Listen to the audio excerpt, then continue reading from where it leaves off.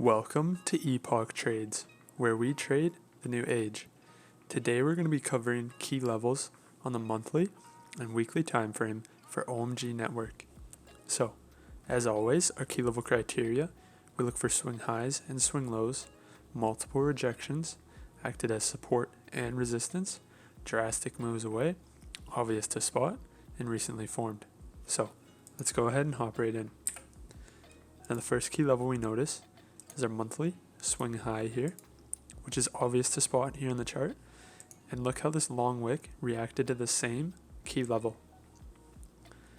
Now we can also go ahead and plot in this most recent monthly swing high here. And we notice a long wick here reacting to the same level and wicks reacting to the same level here. So let's also go ahead and plot our monthly swing low. As the lowest point, candle bodies have closed on the monthly chart. We can also go ahead and plot this key level here, where we see multiple reactions acting as support and resistance. Now, let's go ahead and hop to the weekly. So here on the weekly, what do we notice? We can go ahead and plot a weekly swing high here. We can go ahead and plot a weekly swing high here, which is obvious to spot here on the weekly chart. Now with this price action here, we notice a key level right around here, where we see price hit and reverse drastically, and we see a reaction to the same key level. We can also go ahead and plot a key level here, where we see multiple reactions acting to the same key level. Now, if we come over here, we notice price is reacting to the same key levels. So, let's go ahead and plot a key level here. And what do we notice? We see a hit and a rejection. This level is acting as resistance, where in the past, we see another resistance, and we see reactions to the same key level acting as support.